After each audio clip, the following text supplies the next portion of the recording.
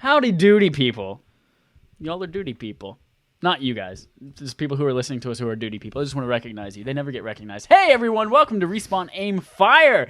This is a special side quest episode of BARF, Backlog Accomplishments, with Respawn and Friends, where we pick a game that we should have played maybe earlier in our lives, or that as a classic, or that we just wanted to have fun and experience again, and we play it all together as a community. Yes, I'm moving my camera. Please don't throw up while you watch. Hi, everyone. I'm Chad Michael Linus. We have our other co-host here, Holden Carrots DePardo. Hi. You can just call me Carrots. I just go by Carrots. Oh, good old Carrots. I'm going to call you Karen the Carrot. Oh, my. And also joining us here is frequent contributor, occasional guest, Dusty Hill. Hello, Dusty. Hello, it's me. I'm Dusty Hill. How are you today? All the things you said. That is correct. And I don't know if you all know this. You don't, because I just decided you don't. Dusty can see Mexico from his house right now. Yes, I can. I called him, the Latin America Sarah Palin is what I said. Yes, unfortunately, but yes. Is that offensive? I think it's just offensive to associate someone with Sarah Palin. Yes, that's what I'm going to go I think with. it's more also offensive to Sarah Palin than anyone else. What? You're saying it's offensive to Sarah Palin for being associated with Dusty?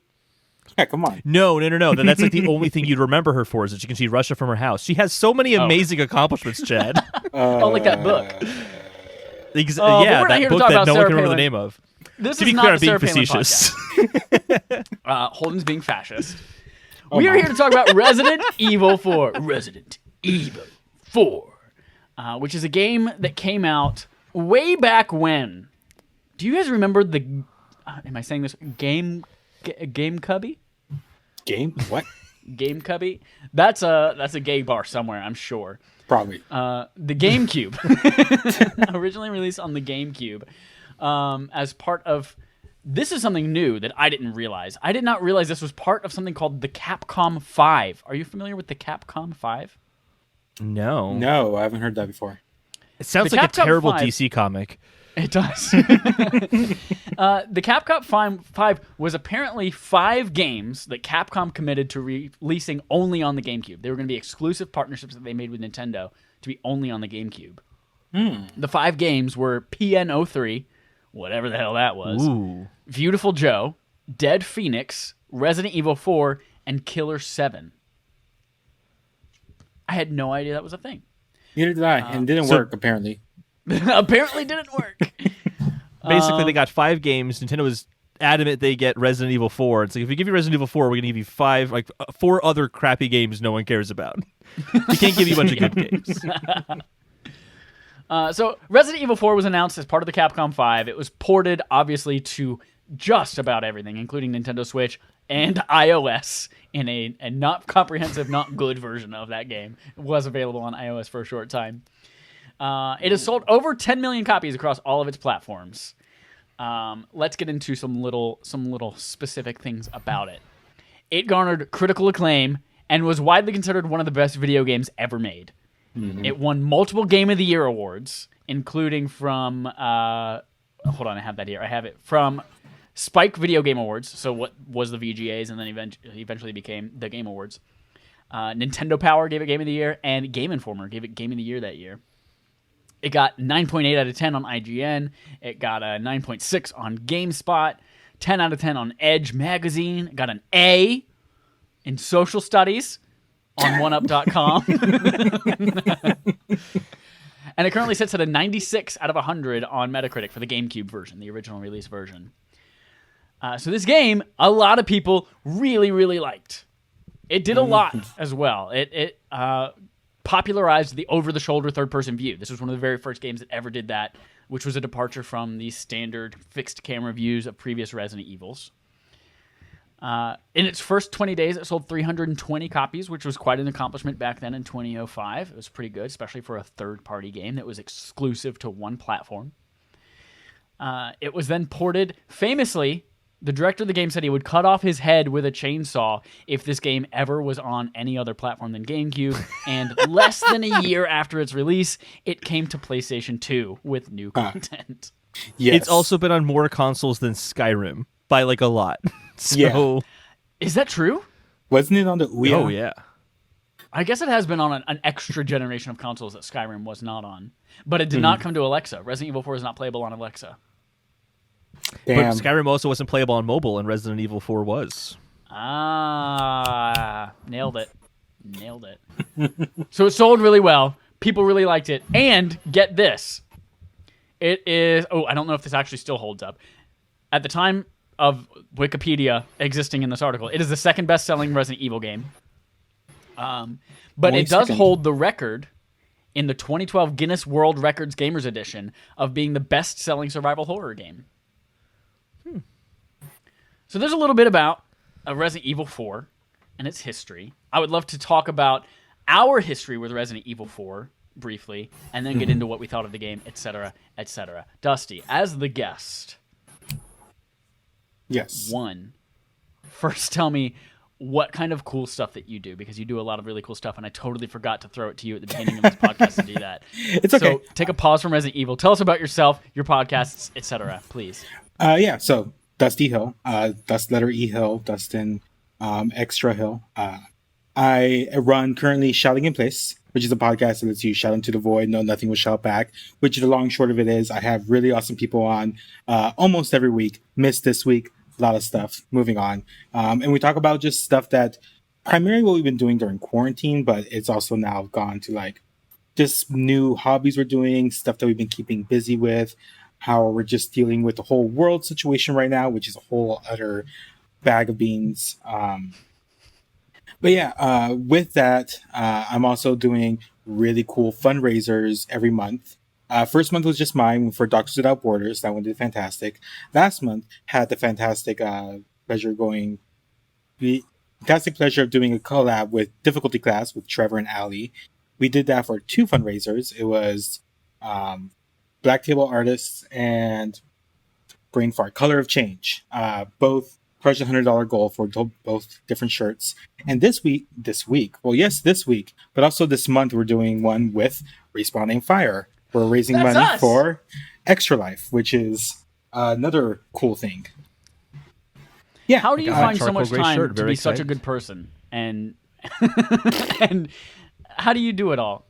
Because Because you are constantly just like shouting out people, you are recommending things, you are raising money for charity, you are doing so much good in this world when most people struggle to, like, I don't know, pick up a piece of trash on the sidewalk as they walk by it. It's mainly I look at all these really awesome people and all the awesome stories and all the awesome stuff that everyone's doing, and like even people that don't have like podcasts or do whatever online. I just like talking to people, and I think I said I have a lot of stuff to say, but not always have something to talk about. So having people on and then just bring these new conversations and let people see has been super awesome. I've had a lot of cool people. I'm going to be having a lot of cool people on in the future. And like, I don't know, doing something in this world right now is making me feel better about myself with all the crazy shit happening, to put it lightly. And just a teaser for you all. For this month's fundraiser, it's not the last one. I actually have fundraisers planned till the end of the year, which is super exciting. That's awesome. So yeah, that fundraiser going for Extra Life through the end of September. You have that many weeks, however that is from now, whenever you're listening to this, to go buy our very first piece of merch. It is a Respawning Fire shirt. It's got our logo. It's got the text on it. Looks pretty slick. Available in a ton of really sexy colors. Mm-hmm. So thank you, Dusty, for setting that up. Yeah, and just a shout out for that one as well. We've already passed the goal of $100. We're currently at 126, all going to Extra Life, which is fucking awesome. Hell yeah, that's badass. Yeah, and we have until the end of the month, so who knows what will happen. I want to call out that you are saying all of these really great things in charity and all that kind of stuff while this horrific monster with nails sticking out of its face is on the screen behind you. Not on your wall, on the stream. It's okay. We've got some stuff in the background Resident Evil 4 related. So speaking of Resident Evil 4, now that I've allowed you to catch up, Dusty, what's your history with Resident Evil 4? I played the shit out of this game. I didn't play it on GameCube because I didn't have a GameCube. I played it on PS2 actually. And specifically, I actually borrowed it from my cousin over the course of one summer because I didn't really buy a lot of new games for the PS2. I got them either from GameStop, the local swap meet, or my cousin. And so for the course of one summer, me and my nephew was like only 2 years younger than me at the time, we played Resident Evil 4 nonstop until we beat it probably about 6 times, unlocking everything, including in all the mercenary modes, which I haven't even got to touch to in this playthrough around. But it's a good game, very good game. Nice. Holden, what's your history with Resident Evil 4? So I can't remember when I played it, but I played it at some point in the past, like before we even started doing the podcast. And I got to, it was in chapter 4 when you're in the room with the 2 trolls and the lava pit in the middle of it. And I, for some reason, could never make it past it. I don't remember why, but I managed to get the one in the lava pit and then could never beat the second one. And I just like, fuck it, I'm done with the game. But I've always wanted to go back to it, especially after I beat Resident Evil 7 when that came out, which was phenomenal. Resident Evil 2 remake, which was even more fucking phenomenal. Then another game that came out a year later that's not worth mentioning. Resident Evil 3 was not that bad. No, it wasn't that bad. It is better than Resident Evil 4. And sorry, Trevor. But yeah, so that's kind of my history with Resident Evil, like, even just as a whole. I played this game. I did not play it on GameCube. Just like Dusty, I was not a GameCube kid. We were an Xbox family at that time. I played it for the very first time in high school on the Wii, when the Wii version came out. That was my first experience with it. Huh. And I played it with my best friend over at his house, and we would just stay up all night and play it. And like you, Dusty, we'd try to unlock everything, go through all the 8 missions, get the typewriter, all this kind of stuff. So, yeah, I played the shit out of it as a kid, and I haven't touched it since. So this was my first time playing it on PS. I played it on PS4 this time. It sounds like, Holden, you did not enjoy this. It's not that I didn't enjoy it. It was fine. Yeah. I wouldn't say it was bad. Dusty, sounds like you really, really love the game. Yeah, even going back to it, I played on the Switch, and even then, like, still enjoyable. I remember really, really loving this game, and now picking it up again on PS4, I think it is in desperate need of a remake. It is a game that at the time I remember being mind-blowing and so good, and there was so much good information, so much good. There was so much good in this game, but I feel like we'll get into in just a moment.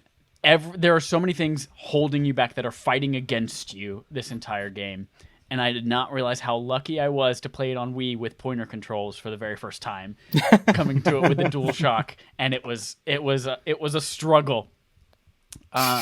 So hold on, I would love to hear a little bit more about your experience and what you did and didn't like about it as we kind of start our discussion. Yeah, I think that your blurb on this is in dire need of a remake is 100% how I feel. It is in dire need of a remake. And I think it's mainly because my first real Resident Evil game I played from beginning to end and finished was Resident Evil 7 and then Resident Evil 2. Just using Resident Evil 2 as the comparison, the mobility in the game is so much higher than in Resident Evil 4. I constantly felt restricted and limited. And I know that survival horror games are supposed to make you feel like that. I just felt like it was to an unnecessary degree. Why can't I at least walk backwards while I'm shooting? Instead of having to stop loading, either turn around and run or walk unnecessarily slow backwards. I just felt like it could have been smoother in that regard. And I also felt like what I loved about Resident Evil 2 is it's smaller in scope. So, like, you're in the police station, which is the biggest environment in that game. But you're in the police station and you're exploring it. You're trying to figure out your way around it. And, like, oh, okay, I found this door. It needs 3 little, like, slots to fill in. I need to go find those items. And then you're wandering about. And there's a horror in not knowing where these things are and not knowing, well, I want to go up into that area of the police station, but Mr. X might be up there because I think I hear his footsteps in that direction. So let me try to look in this other direction instead. And there's just, like, a greater sense of place, I think. Whereas in this game, it's extremely linear. And it's like, oh yeah, like you got to open up these 3 doors, but don't worry, we're going to have like one little path you go down that collects all of them for you. And the real challenge to the whole game is really just there's a bunch of dudes, shoot them. And I kind of felt like that got really repetitive for me after a while because it was just too long. I liked Resident Evil 2 being like a short kind of I can get through it kind of quickly experience. And in this, I just felt like, okay, why did there need to be, why did I need to find Ashley so early in the story and then keep losing her over and over and over again? And then essentially like go to a segment of the game where it's like has nothing really to do with the story other than you're in the same place the story takes place in, and there's a big monster that you need to run away from. Or so like it wasn't bad, but the whole time I kept thinking this is overly long. The combat feels limiting, and I feel like I really, really want a remake of this game that is streamlined in terms of the narrative and has that sense of exploration and controls of Resident Evil 2. If it does that, I think it could be the best Resident Evil game, hands down, because there's some really cool dynamics with like the enemy types where normally you want to go for the headshot because that's going to kill the enemy, but that headshot could actually be your doom because an Aplagus is popping out of its head, and if that gets close to you, that's now another obstacle. So like, there's actually some really cool things to consider in the combat that I really enjoyed. I'd like it in a streamlined Resident Evil 2 kind of way. Yeah, I agree with so much of what you said. The controls being still the tank controls, we see things nowadays, the third person over the shoulder perspective, and we expect it to not control like that. And right off the bat, I was like, oh, this is going to take some getting used to, and then I never did. Especially with the right stick being still moving the camera, but only like a foot in either direction. I was like, why even make that a thing? I just didn't even do it. Yeah, it wasn't even worth it. Yeah. And again, aiming, like to shoot, you have to stand completely still. You can't strafe while you're aiming. You can't back up while you're aiming. You can't move while you're reloading. And as you mentioned, like, I feel like horror games have used their limited mobility as an excuse and saying, oh no, that's part of the horror of it. And it's really just like, we can't do anything else because of technology yet. But there are other ways. They've shown with Resident Evil 2 that there are other ways to make the game scary and effective that I can't... I think there are legitimate rumors out there that number 4 is already being remade, and I think that's going to be such a boon for this game. I agree with you too. All right, we're back. Holden's not dead. And so almost where was I? Talking about controls, talking about I don't even remember. I think the last thing I remember you saying was the horror games used the horrors, lack of mobility is kind of part of the experience, but that was a limitation of technology at the time. Yeah, that's the last thing I remember. Overall, I was saying I think there's a remake in the works. There's like some legitimate rumors that a remake is already in the works. So I'm very excited to see that. I think it's going to do a lot of really great things for this game. Oh, I was about to say I agree. I feel like every single Resident Evil overstays its welcome by like 10%. And I feel like with this game, it was maybe more closer to 20%. But yeah, every single Resident Evil, no matter how long it is, whether it's a 5-hour experience like Resident Evil 3 or whether it's 10 or 20, it's always just a little bit too long. And this was no exception for sure. However, I loved some of the cool things they did, like some of the El Gigante battles. The second one, how you have like the choice of, do I want to go try and fight El Gigante or do I want to go over here and fight just a bunch of Ganados? And then there's like the alien fight, like literally like Ridley Scott's Alien at the kind of towards the end of the game. Like there were so many really cool things done in this game that I would love to see them updated and done in a 2020 way. Dusty, what are your thoughts? Again, I'm gonna agree with both of y'all. There's a lot of stuff like the tank controls did get some time to use to. I feel like because I spent such a long time into it, getting back into it wasn't actually that bad for me.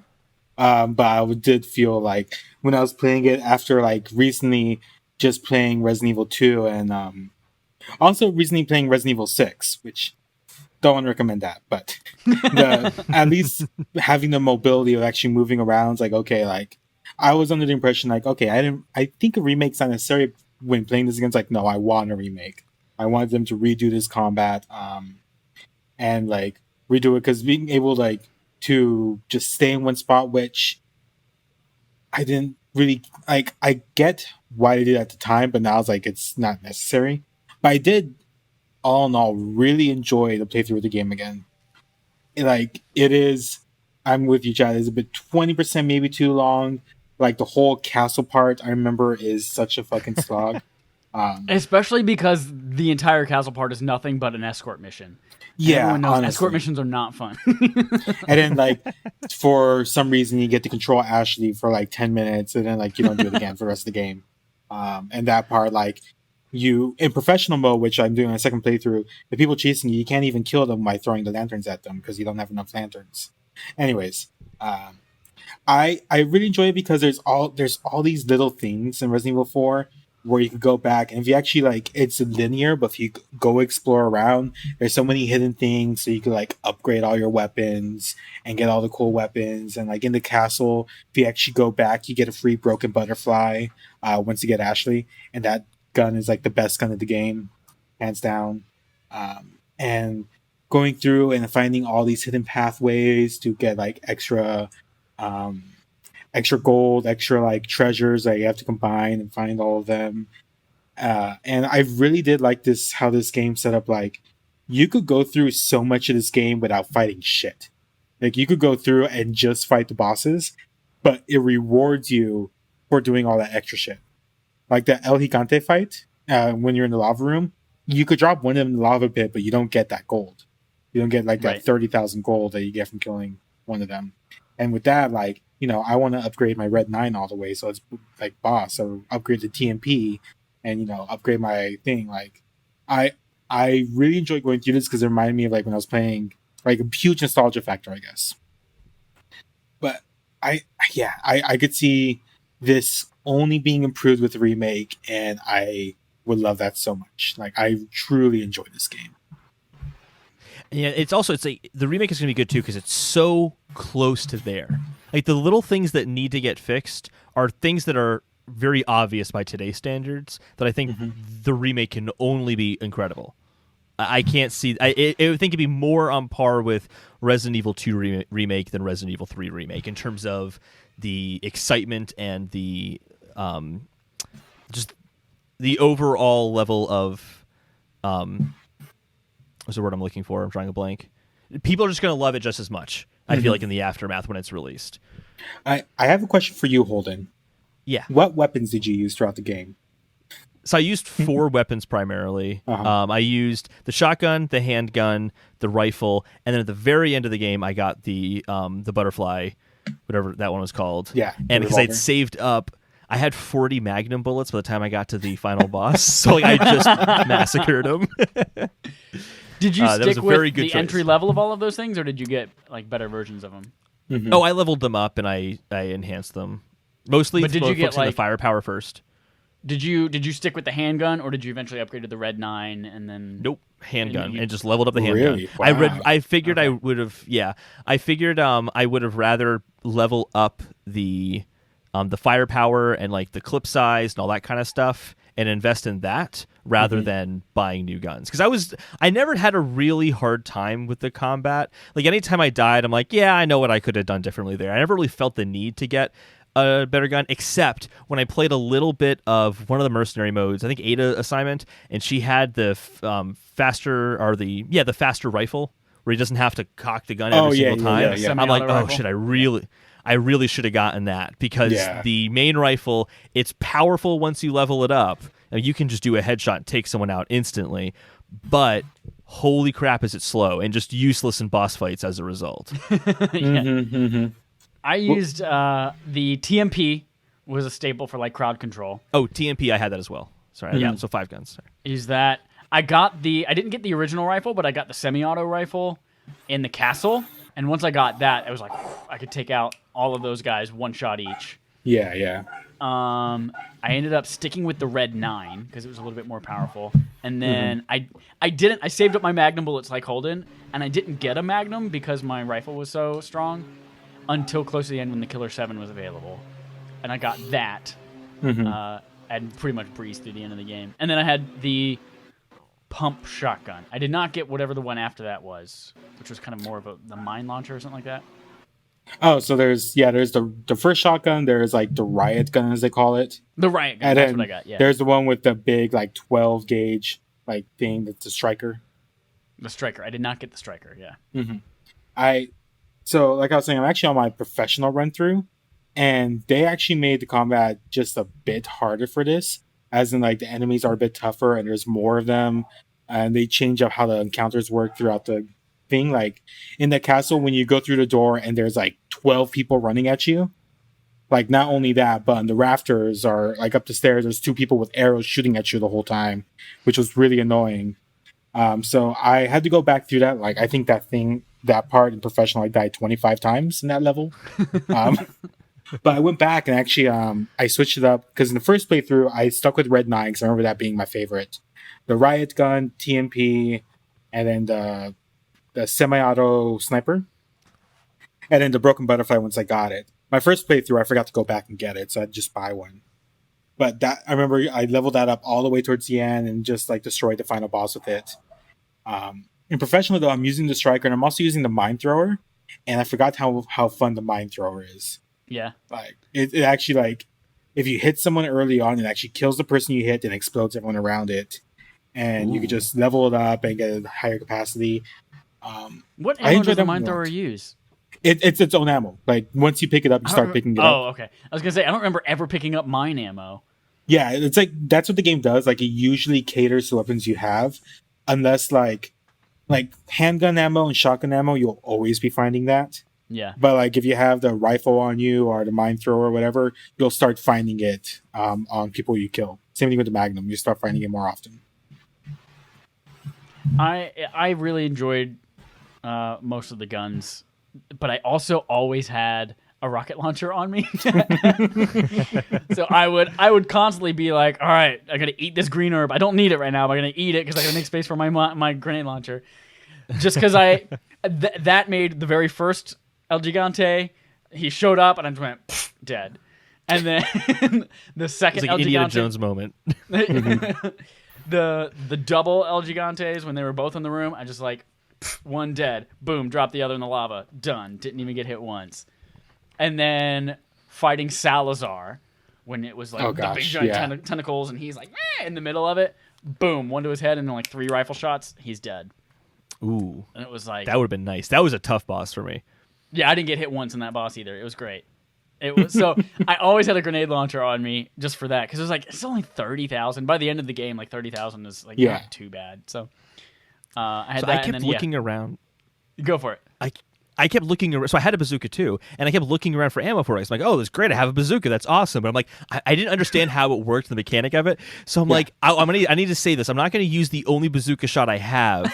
So I'm just going to save it until I get more bazooka ammo.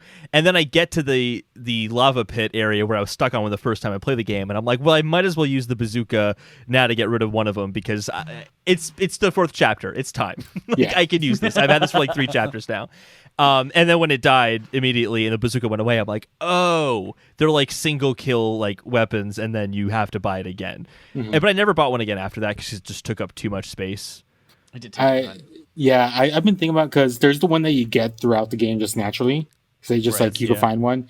But like going through professional mode, like there's one part where towards the end of the castle, you come and there's those 2 like off-brand Wolverine guys that are chasing you. Oh, gosh, oh my god.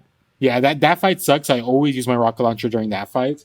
But then right after, once you go through the sewers, I regretted it because that dude chasing you, you can actually kill him by doing all like the nitro thing. But like without the rocket launcher, it's going to use up all your ammo and you'll probably die before you get to actually kill it. But if you do that, you get the other part to the crown. I remember that guy being able to die. And so I did that. I knocked over all the canisters. I shot him constantly with my shotgun and then with my rifle. And I ate through so much ammo. And then by the end, I was like, shit, that was the last nitrogen canister. The door's open. I'm just going to run. Yeah. I did. I wanted to talk a little bit about the QuickTime events. This was kind of right in the middle of that being really popular with God of War and Prince of Persia and all that kind of stuff. So they built it into here for like contextual things, not necessarily QuickTime, but like contextual, like climb up a ladder and that kind of stuff, but also to get you through cutscenes. I remember playing this for the very first time.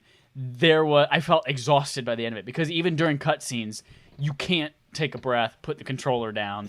It's like you have to, because at a moment's notice, and they're unforgiving. They are like if you miss one, you're dead. You have to go back and start either that sequence again, or sometimes even like 10, 15 minutes worth of content again. Yeah. So my hope would be with the remake, they either make those more forgiving and allow you to like miss a couple of them, especially during like the Krauser fight. Oh gosh, yeah, that one sucks. Yeah. Although I remember loving get that. I rid of remember the first time playing through, I was like, man, that Krauser fight was so cool, and the button prompts and everything like that, and you had hit everything at the right time, and you're fucking knife fighting everything. But then playing through this time, I was like, Jesus Christ, just let me make a mistake. I died 8 times against Krauser because I didn't have a lot of ammo by the time I got to him. So I constantly was like, okay, I have 2 grenades. I can use one of those grenades to throw it at him, and let me just knife him because I don't have ammo. And that ended up working better for me. That's than the using trick, ammo. actually. That's is his it? secret Okay. thing. His weakness is your knife. Yeah. Yeah, the knife is So actually you're Gotcha. supposed to super use your strong knife against him. Yeah. Well, that worked out well then because I didn't have a lot of ammo.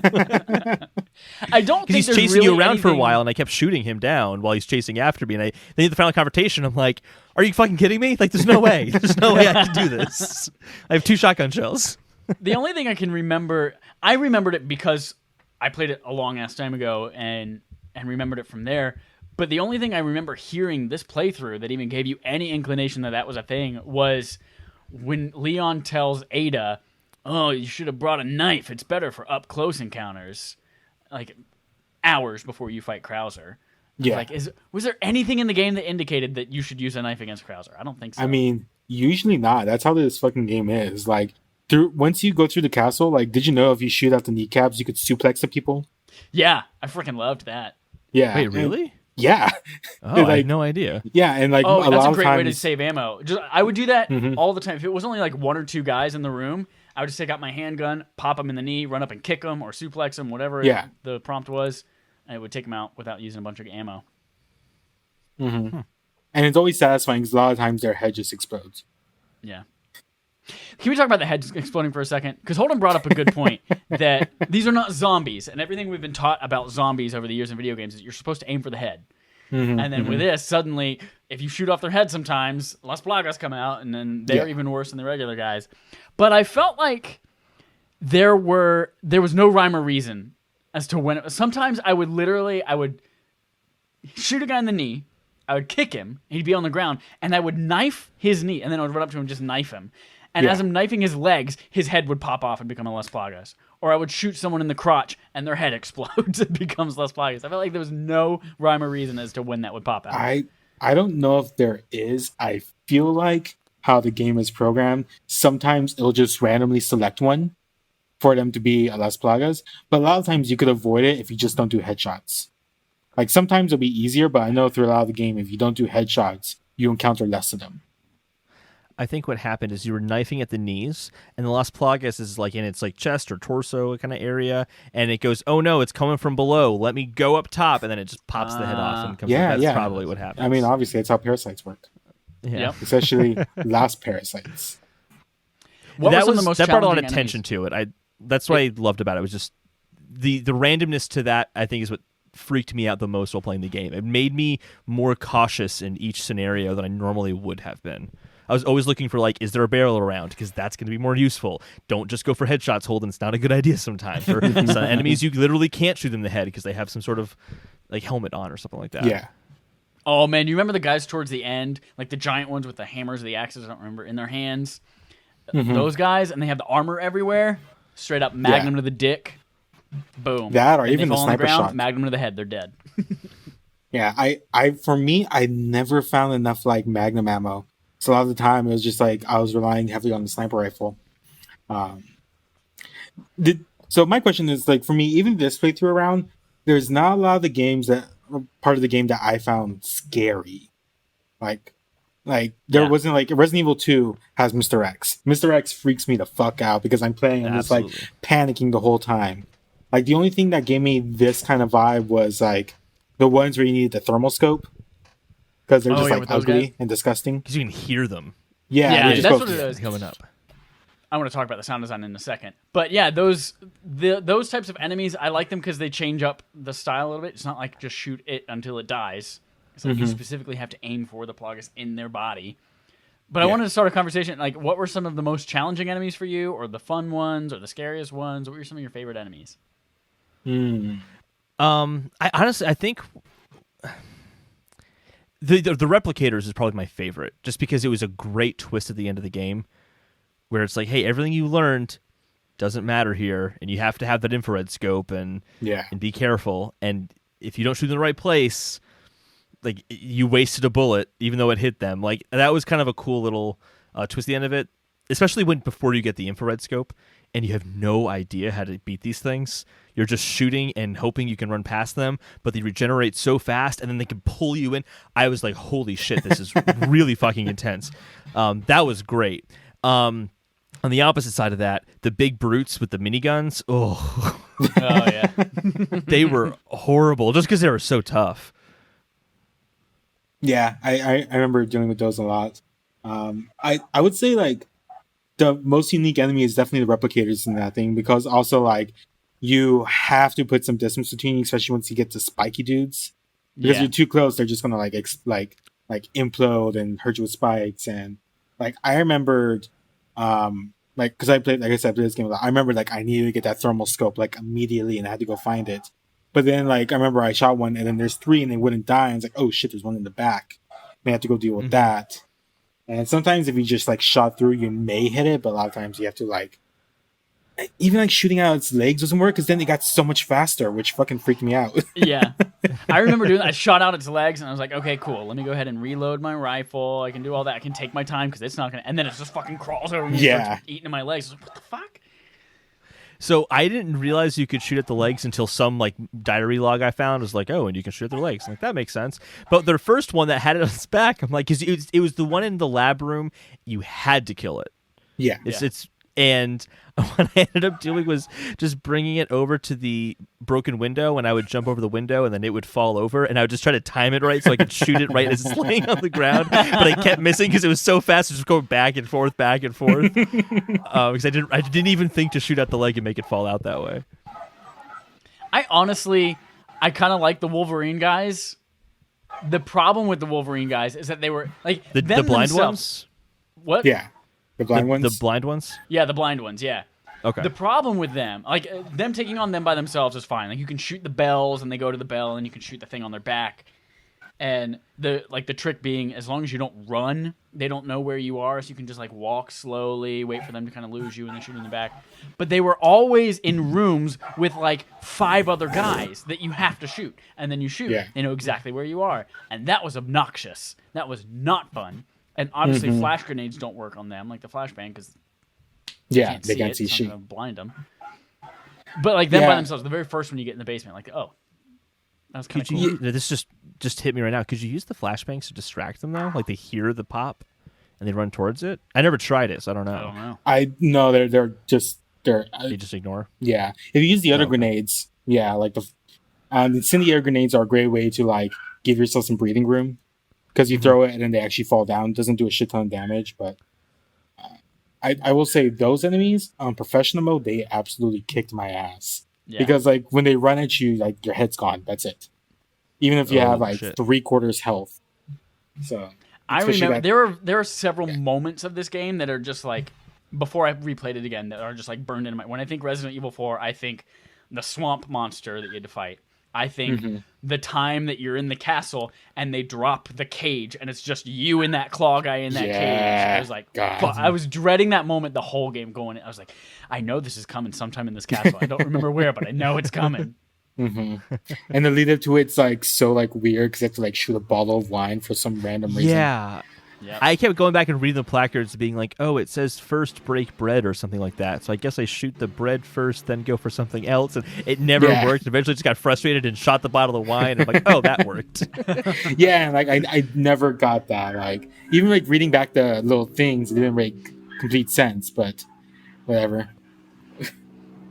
I want to mention one thing that I think is the thing that this game needs most. And I think the sound design is one of the most horrible parts of this game. It is atrocious for a couple of reasons. One is that nothing is placed in space. Like if you walk into a room and there is a Ganado like up on a balcony far in the back of the room, or there is one just to your left, right beside you, no matter what, it's ugh, sounds exactly the same to you. No You always change in hear, volume as you get closer. There's no placement. Aista! Yeah. If he's up on top of a ladder or if he's down below you, it still sounds like he's coming from the exact same way. If he's behind you or in front of you, it doesn't matter. That was awful.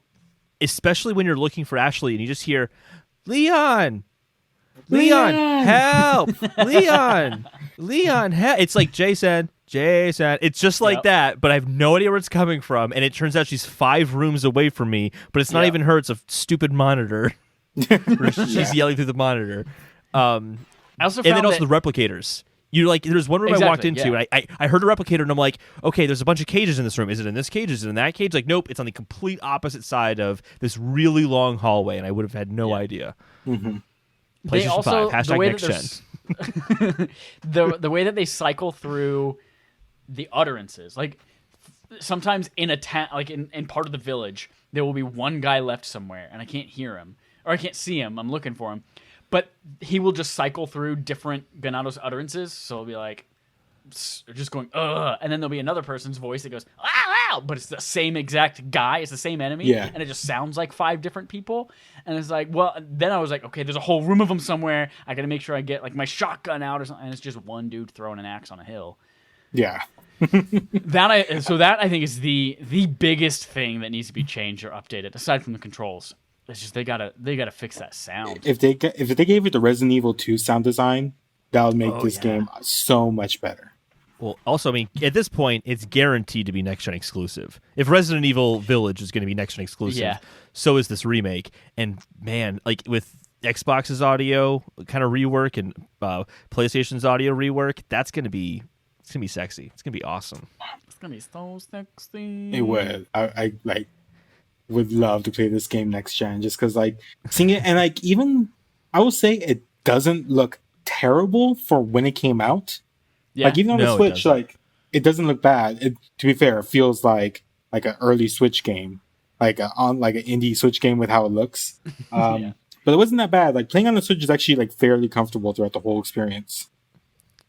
Especially, so I played on Switch as well. Especially, I played most of the time late at night, just in my bed with the lights off, just kind of curled up in bed with my Switch. Great way to play this game. Fantastic. Yeah, honestly. I one wanted of my to kind favorite of point parts. Oh yeah, go for it. I just wanted to show you because one of my favorite parts of the game, and I kind of feel bad for not mentioning it when I went through my kind of long, like, this game sucks, it needs to be remade. That whole little tirade at the beginning.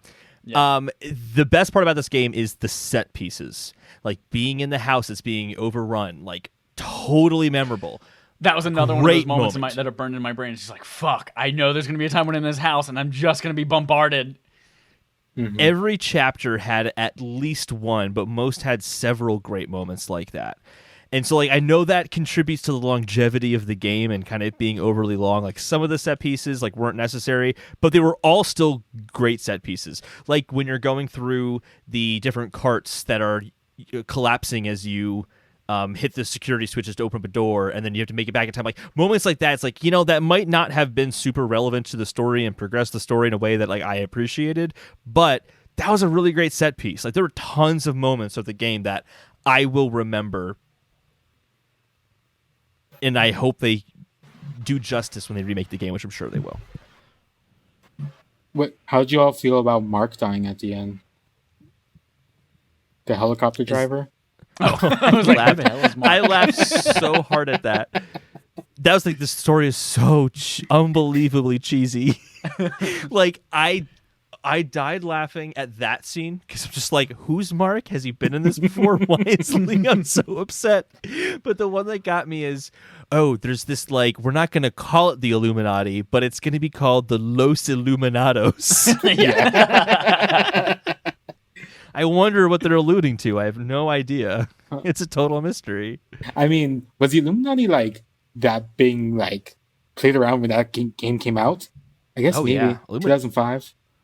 Illuminati's been it was a real organization actually hundreds of years ago, which is kind of where the conspiracy theory comes from. Yeah, I know, but like I remember, like, it became a big meme, like, I want to say 10 years ago, but maybe it was when 2005, which is like 15 years ago at this point, which is wild. Yeah. Times of that sort. Maybe the conspiracy theorists were just really heavily inspired by by Resident Evil 4, and they came up with it. Oh, COVID totally. is just the Las Plagas. It's all a conspiracy. Are you stop? And now this video has been removed from YouTube, and we can't post it on YouTube. Thanks, Illuminati. You're the best. I'm curious here, as before we kind of like wrap things up, I'm curious about whether or not this has inspired you to go back and play Resident Evil 5 or 6.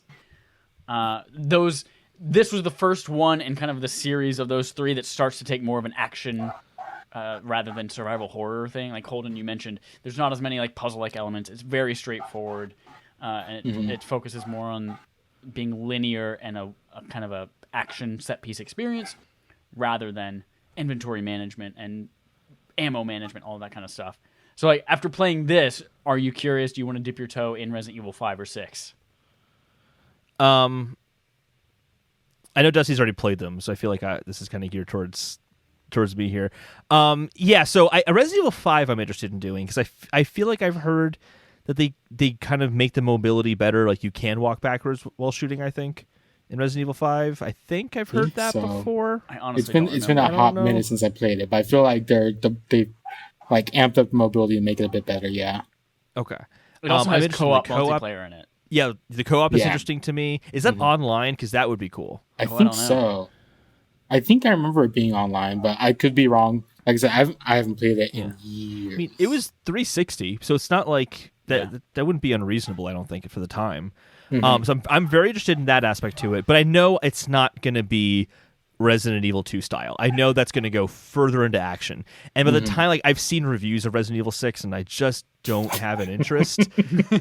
But I kind of feel like I'm aware of Resident Evil 1. I've played Resident Evil 2 Remake. I've played Resident Evil 3 Remake. I've played 4 now. I haven't played 5, 6, but I played 7. It's like, I feel like I might as well just finish it and just do I'm in your same boat. Like, I don't feel the need to go back and play Code Veronica. I don't feel the need to go back and play, like, whatever, RE Retribution or whatever it was. Revelations, that's it. Yeah. I feel like I don't need to do, but like, I played 5. I played through it a lot, and I actually really enjoyed that game. But I never played 6, and this kind of does. I'm like, I'm almost there. I've almost played all the Resident Evils. I have not gotten to the end of Resident Evil 1, and I don't think I ever will unless that gets a remake.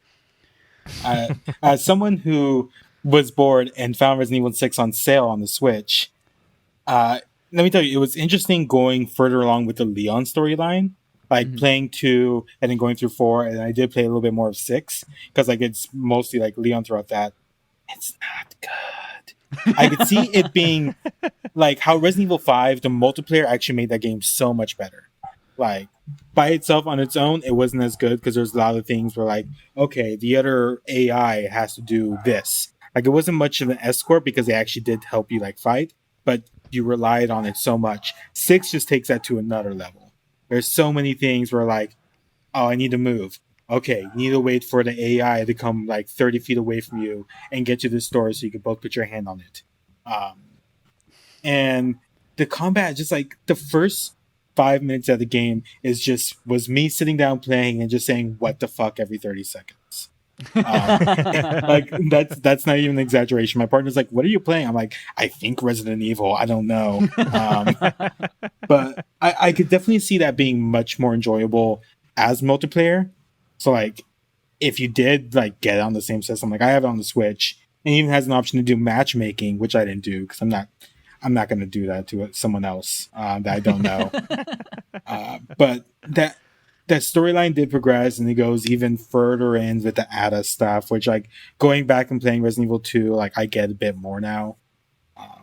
And there was actually some unique enemies in it. Like 3/4 of the way through the game, there's actually an enemy that was like really disgusting. I was like, okay, I want to get away from this as much as possible. But going from that and going back to 4, I'm like, Resident Evil 4 is so much better. Like it's like night and day. The weird thing about 6, just obviously I haven't played it before, but like is the switching between different characters. Like I think what makes Resident Evil scary is you're always kind of with that same person. There's a sense of isolation, and that must be completely gone in 6. Well, so the switching different characters is not really don't switch. Like you play as mostly the same character, and you have a companion, but they're their own storylines. So I've only played through the Leon storyline. I haven't played through anything else. Like there's Ada, there's Chris Redfield, and there's like the new guy that I always forget his name. It's fucking Jeff or some shit. I don't know. I feel like they're also like they advertise it as 3 different play styles. Like one of them is much more action focused. One of them is much more like puzzly, depending on which storyline you're playing at the time too.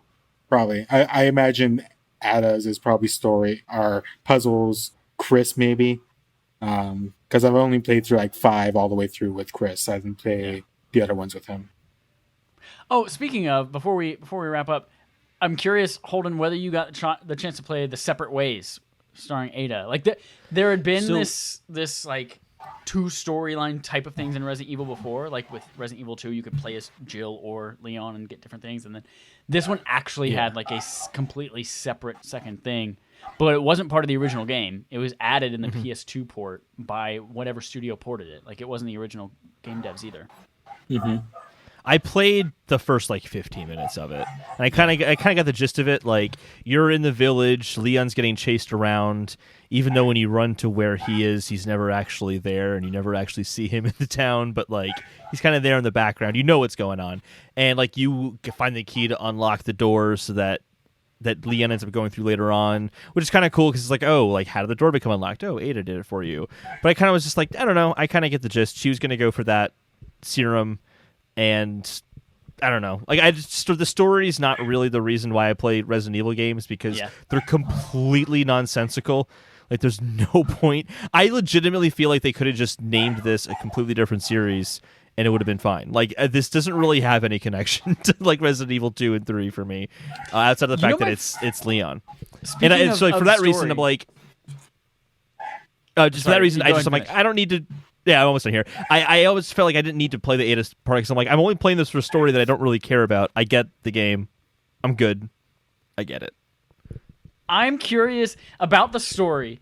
One thing that I did not understand, that I swear I heard it this way, is that in chapter 1, or maybe it's end of chapter 1, beginning of chapter 2, Sadler explains that their goal is to infect Ashley, have someone come rescue her, take her back to the U.S., and then she'll eventually turn into a Gananos and then be able to take. That's how they're gonna infiltrate the U.S. and take over. That's what I heard as the plan. And then Leon's coming to literally carry out their plan for them, save her, take her out to the U.S., and they're trying to stop him at every turn. And I'm like, he's trying to do exactly what you want him to do. And in fact, you even went so far as to tell him the plan.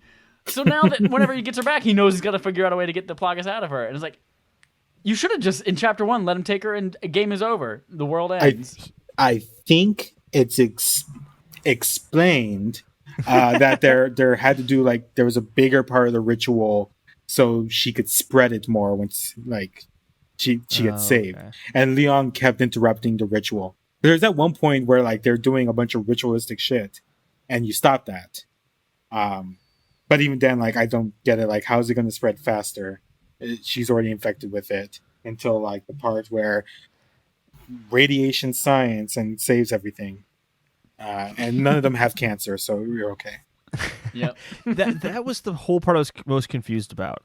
What happened to Umbrella Corp? Wasn't this just this virus accidentally kind of broke out, but then Umbrella wants to use the situation to have them attain more power or something like that? But then what does this group in Spain have anything? Los Illuminados in Spain have anything to do with any of that? I was very confused. Maybe I just missed something. What is the connection between 2 and 3?